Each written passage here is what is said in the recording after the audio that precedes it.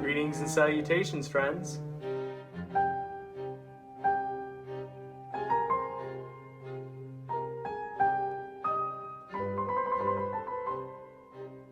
My name is Noah, and today we'll be reviewing Barry Lyndon, which was written and directed by Stanley Kubrick. Barry Lyndon is a very different film from Kubrick's usual tropes. Kubrick films are usually shown from an objective perspective, having no favoritism towards certain characters and showing the events play out in a very detached way. Barry Lyndon is very different in that it tries to invoke themes and emotions from a time that has been long forgotten. The 1700s, the 7 Years' War, a lot of things that predated the founding of America. It's a very interesting film. It's a study of one man, Barry Lyndon, or he is not known as Barry Lyndon yet, but an Irish man who fought in a war and then tried to rise into aristocratic power. Sounds simple enough. You could probably show that in a very objective light, but we don't. We see a very complex character in Barry Lyndon. We see someone who is very determined, but like any Greek tragedy, I guess he falls in a way that is typical of that sort of story. He sort of has his past catch up with him, his past mistakes, his past errors. He changes as a character in the second half of the film, becoming less naive, less optimistic, if anything, more cruel in a certain way, or depending on your interpretation of the film, protective of his wealth, protective of the life that he had created for himself, or more or less taken away from a fellow aristocrat or a former aristocrat by seducing his wife and having that character, aristocrat character, dying. Well, what's so special about Barry Lyndon? Not that it's just a Kubrick masterpiece, not the fact that its film composition is beyond comparison when you are comparing historical dramas, historical films in general. It's kind of hard to describe your emotions when viewing the film, because unlike other Kubrick films, Barry Lyndon evokes certain emotions that I haven't felt viewing his other films. He evokes something, I would say, that is akin to the Romantic period that the film takes place.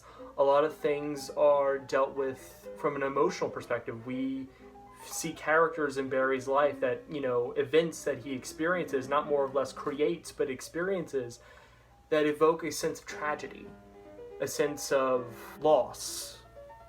In one of the scenes, Barry was fighting for the British side during the 7 Years' War, and a cousin of his dies. And it's a very emotional scene where you see Barry carrying the wounded man and talking to him in a way that it's almost jovial. Like they've known each other their whole lives, in a way that death seems so inconsequential that it's not the end. It's really tragic, and that event and many other events kind of build the character of Barry Lyndon, who I would say, as more as he goes on, becomes more pessimistic, becomes more untrustworthy, and then all of his past mistakes, all of his horrible dealings as a gambler, as a seducer, as a homewrecker, essentially, leads to his downfall. And you would think, how could you cover something like this in 3 hours? How? This is like a 90-minute story, but Kubrick found a way. Kubrick set up every scene almost as you're looking at a moving oil painting. And if you've seen paintings, oil paintings, even paintings at the Museum of Modern Art, every painting to a certain extent has a story, or a narrative, or I would say at least in the 1700s paintings of that time, portraits, etc., scenes, they have a narrative. And Kubrick evokes that romantic narrative that I don't think any other filmmaker has ever really accomplished since then. And there's been plenty of great historical films. Some historical films that took place during that time. And it moved me. It moved me as if I was reading a wonderful novel, that I lived with these characters for some time, and when it all ended, I felt a sense of hurt. It was like almost saying goodbye. And not because, the characters themselves are likable or sympathetic, more that you've been here for 3 hours and you've watched their journey, and as if you've kind of gotten to know them in a certain way and have accepted their complexities, their flaws, their good attributes.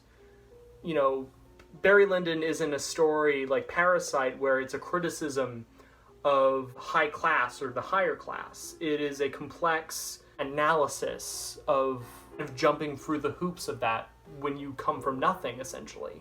I would think it would be very, I don't think it would be very intellectual to be like, oh, it's about how the aristocrats suck and Barry is a sort of socialist hero, and he's not. He is just as flawed, just as cruel, just as protective as any of the people that he associated with in high society.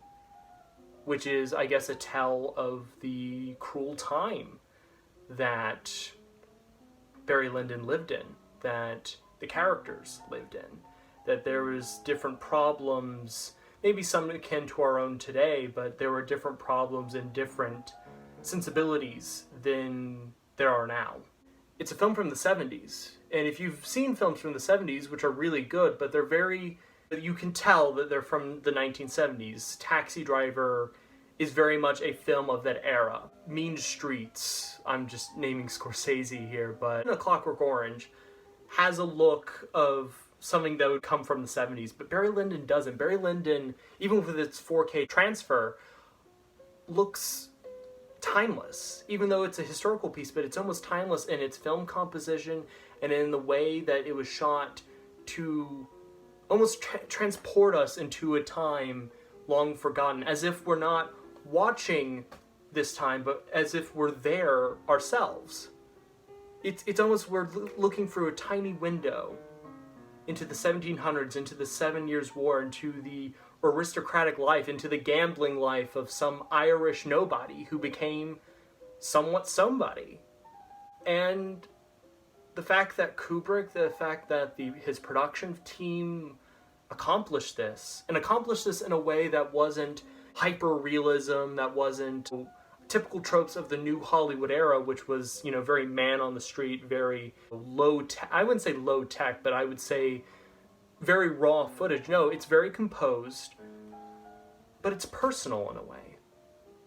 And I feel like that's an interesting kind of tightrope situation Kubrick was probably in at the time. I can't really assume much about the production. The only notes you can really find about the production are on like the technical aspect about how they accomplish filming scenes without artificial light. The fact that they had to shoot in these old houses where light was very scarce, and they were shooting in Ireland, so it's always cloudy, it's always rainy, and they accomplished it somehow, and it looks gorgeous.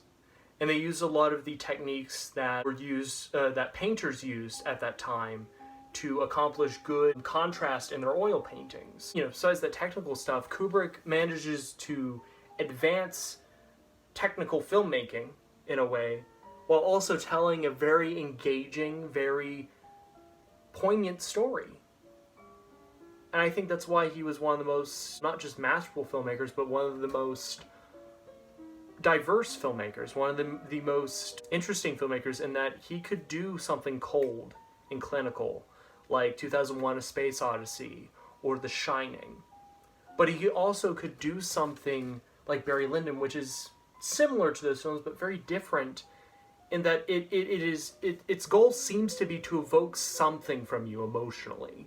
Now, that wasn't the case in 1975. The film was criticized for being bleak or detached. But I don't think that's really a valid criticism. I think Roger Ebert may have went along the lines. I can't exactly quote him because I haven't really read his review, but I just remember reading about this film, and he was critical of how it was just kind of typical Kubrick motifs and themes. And I disagree with that entirely. I think that Barry Lyndon is a character study, and a very interesting character study, because it's not a character study that feeds you in on what you're supposed to feel. It doesn't infer emotion. It rather lets emotion come naturally from the performances, which is Ryan O'Neal in this film is incredible. It's a very understated performance, but it's very realistic, and very interesting performance, because you don't infer what Barry Lyndon's morals are or really his character. You see it through his experiences and how he reacts to the world around him.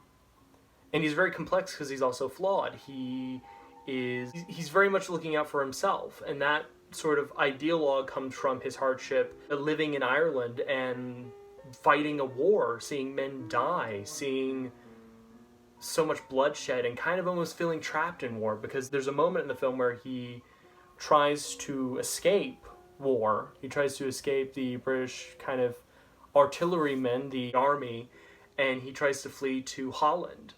And then he gets caught up into another country's brigade, sort of, army conglomerate. And he's trapped. He's almost a prisoner, a political prisoner, in a way, being forced to fight a war that he has no stake in, that he has no interest in. And it's kind of riveting, because I think all of us have had situations where we felt trapped by our circumstances, socio-political circumstances. Anyone who joins the U.S. Army, they describe it as a means to an end, to pay for college, to pay for something that they would aspire to do in their life. I don't know if that was intentional by Kubrick. I don't know. I don't think we'll ever really know.